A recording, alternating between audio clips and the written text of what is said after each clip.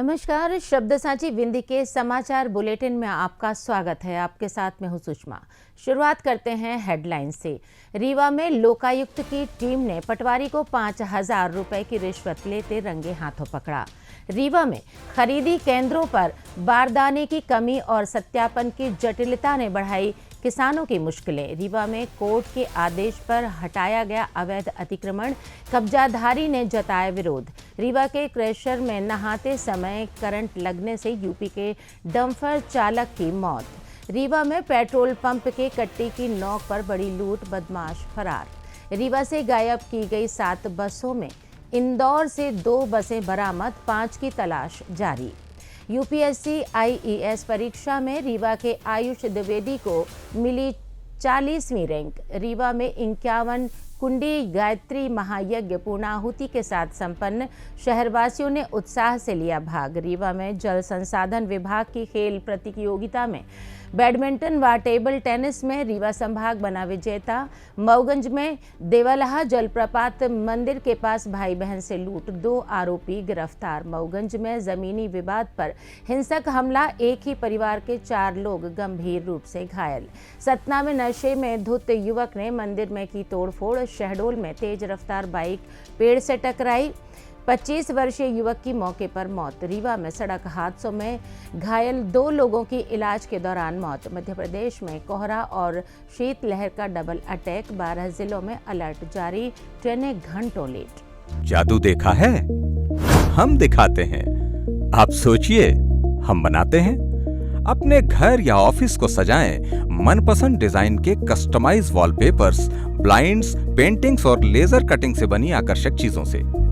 आज ही कॉल कीजिए 7611125428, क्योंकि आपकी कल्पनाओं को पंख देना भी जरूरी है।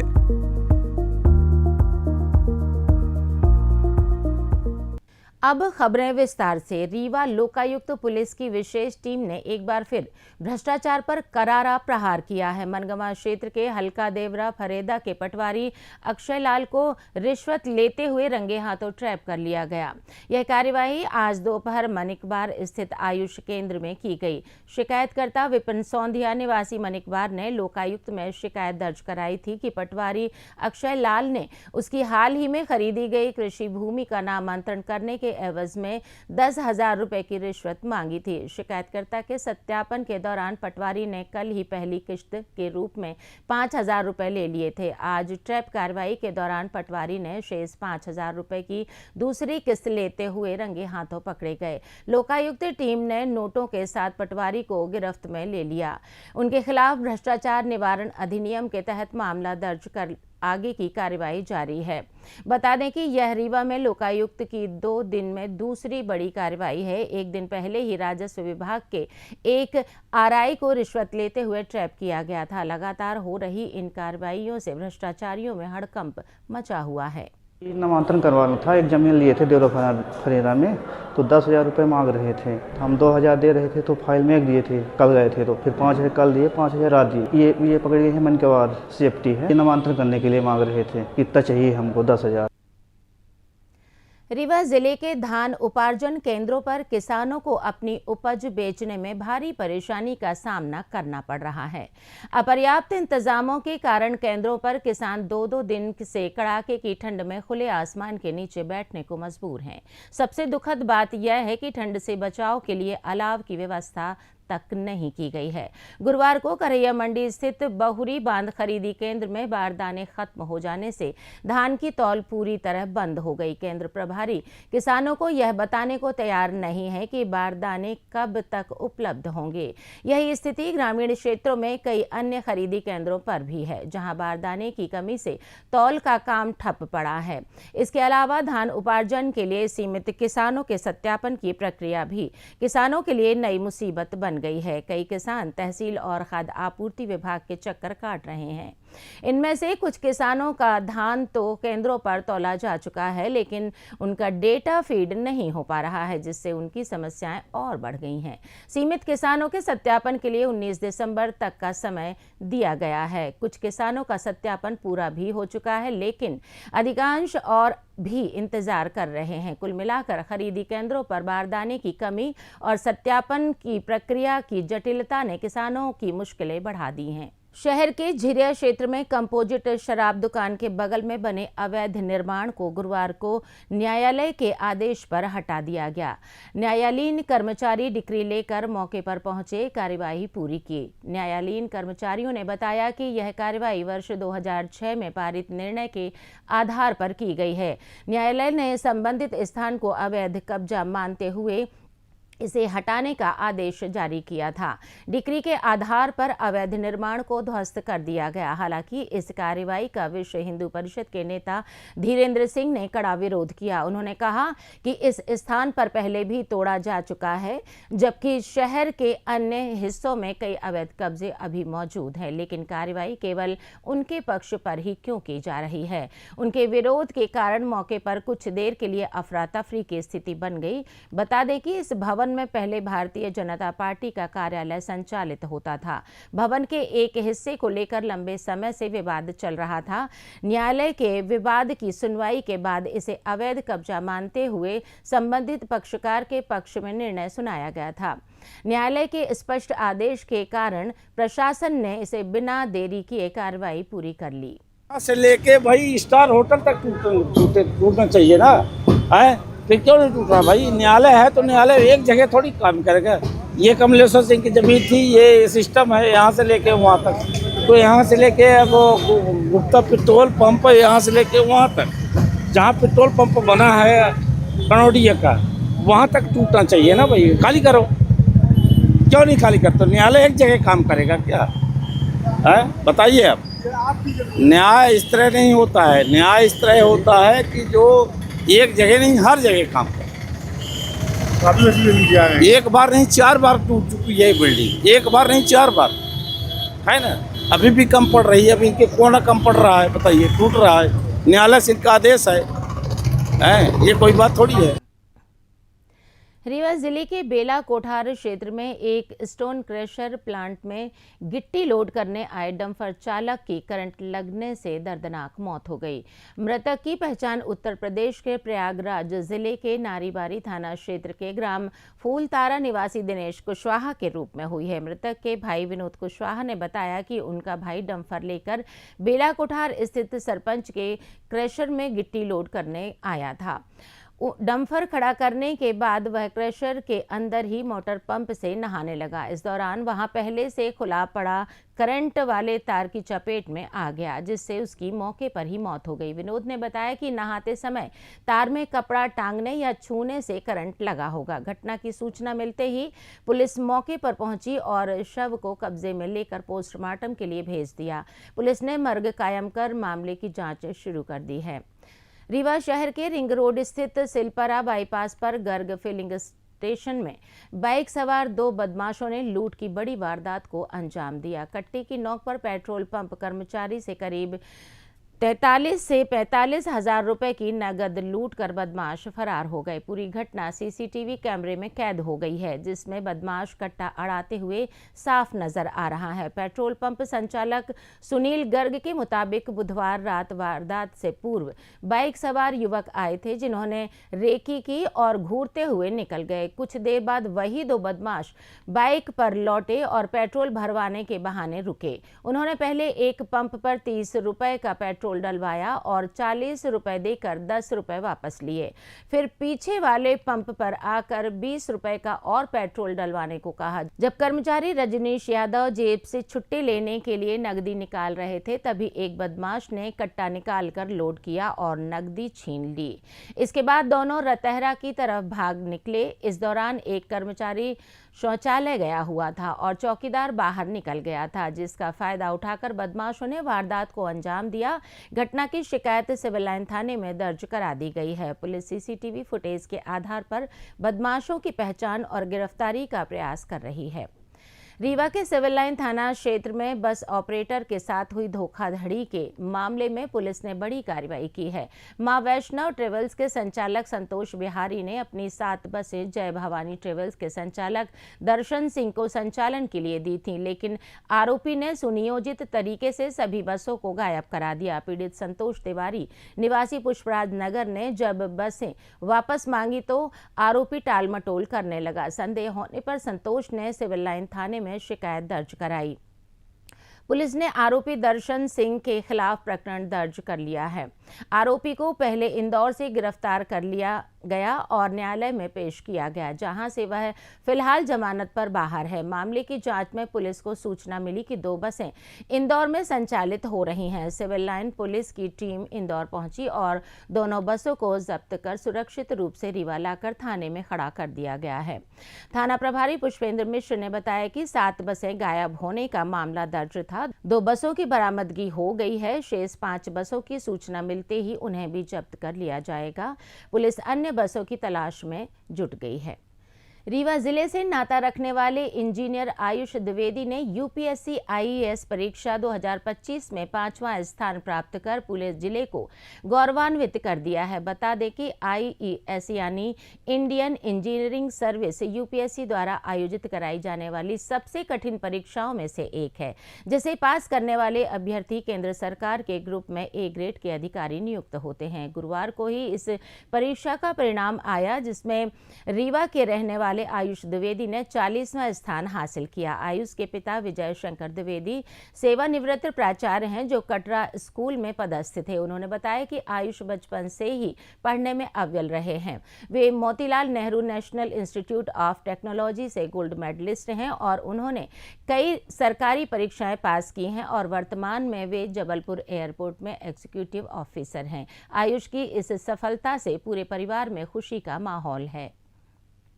रीवा शहर के शिवनगर में 15 दिसंबर से आयोजित 51 कुंडीय गायत्री महायज्ञ गुरुवार को पूर्णाहुति के साथ सफलतापूर्वक संपन्न हो गया। यजमानों ने विश्व कल्याण और परिवार की सुख समृद्धि कामना के साथ इस महायज्ञ में बढ़ चढ़कर हिस्सा लिया। यह महायज्ञ अखिल विश्व गायत्री परिवार द्वारा माता भगवती देवी शर्मा तथा अखंड ज्योति के जन्म शताब्दी वर्ष के उपलक्ष्य में पूरे देश में एक साथ आयोजित किया गया था। इसी कड़ी में गायत्री शक्तिपीठ रीवा इकाई ने स्थानीय स्तर पर 51 कुंडीय यज्ञ का भव्य आयोजन किया। संस्कृति के विद्वानों ने वेद मंत्रों के उच्चारण के साथ यज्ञ की सभी विधियां संपन्न कराई। बड़ी संख्या में यजमानों के अलावा शहर के गणमान्य नागरिक भी इस धार्मिक अनुष्ठान में शामिल हुए। यज्ञ संपन्न होने के बाद सभी को प्रसाद वितरित किया गया। खास बात यह रही कि गायत्री शक्तिपीठ द्वारा यह पूरा महायज्ञ पूरी तरह निःशुल्क रखा गया था।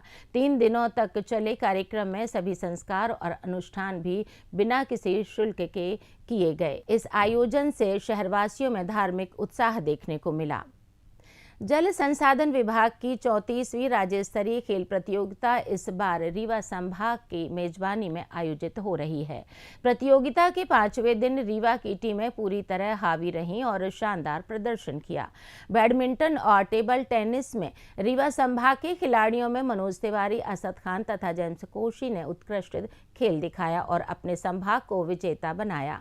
फुटबॉल के सेमीफाइनल मैच में रीवा ने छतरपुर संभाग को हराकर फाइनल में प्रवेश कर लिया है। फाइनल मुकाबला शुक्रवार को खेला जाएगा। कबड्डी और शतरंज में भी रीवा की टीमों ने बेहतरीन प्रदर्शन करते हुए फाइनल में अपनी जगह बना ली है। इस प्रतियोगिता में जल संसाधन विभाग के करीब 600 अधिकारी कर्मचारी हिस्सा ले रहे हैं।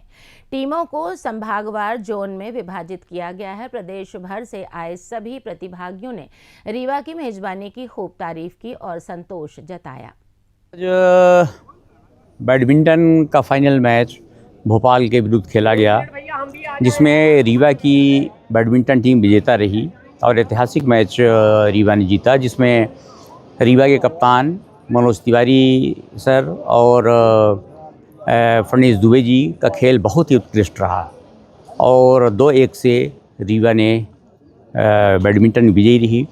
दूसरा फाइनल मैच टेबल टेनिस का भोपाल और रीवा विरुद्ध खेला गया, जिसमें रीवा की टीम ने शानदार प्रदर्शन करते हुए 11 5-11-7, 11-6 से पराजित किया भोपाल की टीम को और चैंपियन बनी।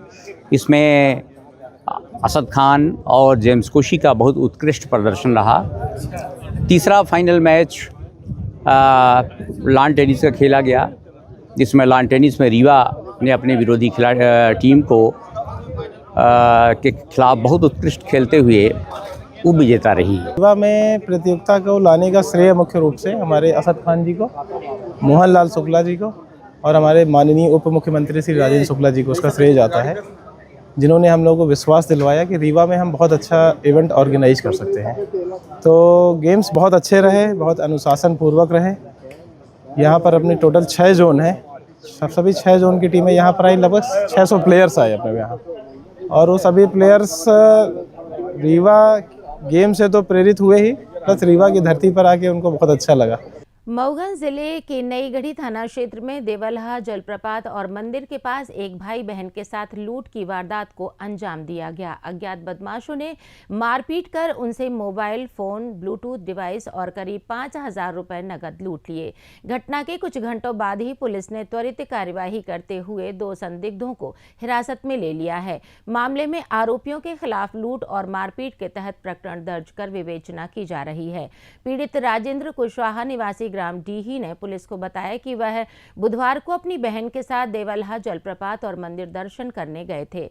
शाम ढलते ही इलाका सुनसान हो गया। इसी का फायदा उठाकर बदमाशों ने उन्हें घेर लिया और मारपीट शुरू कर दी। विरोध करने पर आरोपियों ने उनके सामान की तलाशी ली और मोबाइल, ब्लूटूथ डिवाइस सहित नकदी छीनकर फरार हो गए।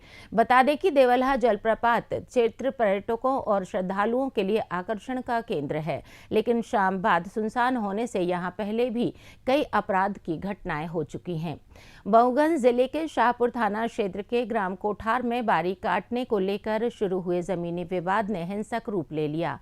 दबंगों ने एक परिवार पर लाठी डंडों से जानलेवा हमला कर दिया, जिसमें 4 लोग गंभीर रूप से घायल हो गए। इनमें 2 महिलाएं भी शामिल हैं।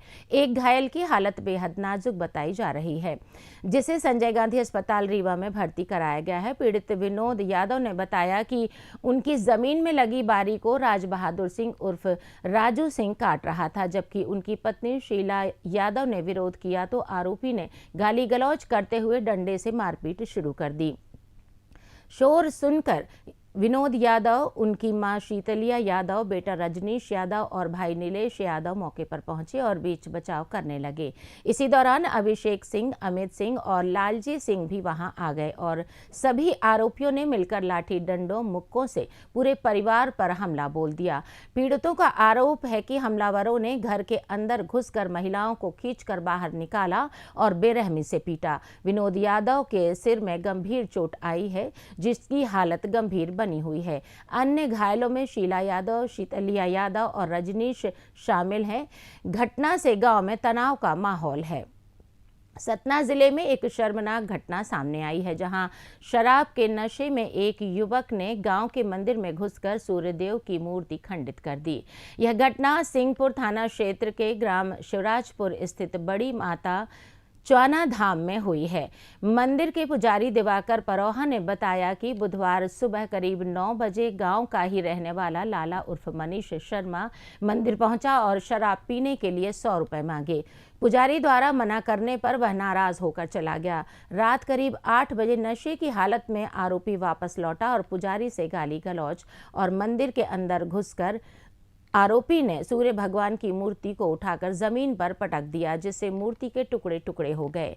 इसके बाद उसने खंडित मूर्ति को मंदिर परिसर में बने पानी के कुंड में फेंक दिया और धमकियां देकर फरार हो गया। पुजारी ने गुरुवार को सिंहपुर थाने में शिकायत दर्ज कराई। पुलिस ने मामला दर्ज कर लिया, आरोपी की तलाशी शुरू कर दी है। इस घटना से गांव में आक्रोश है और ग्रामीणों ने कड़ी कार्रवाई की मांग की है।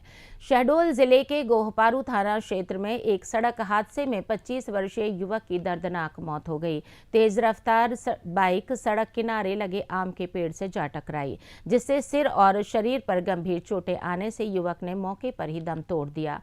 मृतक की पहचान पहचान सकेंद्र सिंह निवासी सरवारी थाना जय सिंह नगर के रूप में हुई है। पुलिस के अनुसार सकेंद्र अपने रिश्तेदार के यहां से लौट रहा था। घटना दिया पिपर रोड पर गोहपारू थाने से पहले एक पेट्रोल पंप के सामने हुई। पुलिस मौके पर पहुंची, शव को कब्जे में लेकर पोस्टमार्टम के लिए भेज दिया है।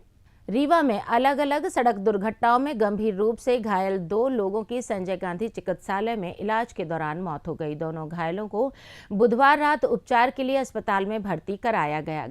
पहली घटना गढ़ थाना क्षेत्र के अंतर्गत हुई, जहां घूमा निवासी राजीव पाठक अपनी बाइक पर जा रहे थे, तभी एक अज्ञात वाहन ने उनकी बाइक को टक्कर मार दी। टक्कर इतनी जोरदार थी कि राजीव गंभीर रूप से घायल हो गए। उन्हें तुरंत संजय गांधी चिकित्सालय लाया गया, लेकिन इलाज के दौरान उनकी मौत हो गई। दूसरी घटना मनगवा क्षेत्र में हुई, जिसमें टिकुरी निवासी धोकिया प्रजापति घायल हो गया और उन्हें भी अस्पताल में भर्ती कराया गया था, जहां उपचार के दौरान उन्होंने दम तोड़ दिया। पुलिस ने दोनों मामलों में मर्ग कायम कर जांच शुरू कर दी है। साथ ही दुर्घटना में शामिल वाहनों की तलाश की जा रही है। मौसम की बात करें तो मध्य प्रदेश में सर्दी ने अपना कहर बरपाना शुरू कर दिया है। घने कोहरे और शीतलहर के दोहरे हमले से जनजीवन प्रभावित हो रहा है। मौसम विभाग ने प्रदेश के 12 जिलों में घने कोहरे का येलो अलर्ट जारी किया है, जबकि कई क्षेत्रों में शीतलहर का असर भी बना हुआ है। मौसम विभाग के अनुसार ग्वालियर, मुरैना, भिंड, दतिया, निवाड़ी, टीकमगढ़, छतरपुर, पन्ना, सतना, रीवा, मऊगंज और सीधी जिलों में सुबह के समय घना कोहरा छा सकता है। इन इलाकों में दृश्यता महज 50 मीटर तक सिमटने की आशंका है। ग्वालियर, चंबल और विंध्य क्षेत्र के कई हिस्सों में यह स्थिति सबसे गंभीर रहने की संभावना है। वहीं भोपाल, राजगढ़, शाजापुर, सीहोर और इंदौर सहित कुछ अन्य जिलों में शीतलहर का प्रभाव जारी रहेगा। कड़ाके की ठंड और कम दृश्यता के कारण सड़क मार्ग पर वाहन चालकों को विशेष सावधानी बरतने की सलाह दी गई है। कोहरे के कारण रेल यातायात भी बुरी तरह प्रभावित हुआ है। कई ट्रेनें घंटों लेट चल रही हैं, जिससे यात्रियों को भारी परेशानी का सामना करना पड़ रहा है। मौसम विभाग ने लोगों से अपील की है कि अनावश्यक यात्रा से बचें और बाहर निकलते समय सतर्क रहें। इसी के साथ ये समाचार बुलेटिन समाप्त हुआ। कल फिर मिलेंगी नई खबरों के साथ। जुड़े रहिए शब्द सांची विंध्य से, और विंध्य से जुड़ी तमाम खबरों के लिए हमारे चैनल को सब्सक्राइब कर दें। अपने आसपास की खबरें हम तक पहुंचाने के लिए आप स्क्रीन पर दिए गए नंबर पर संपर्क भी कर सकते हैं। नमस्कार।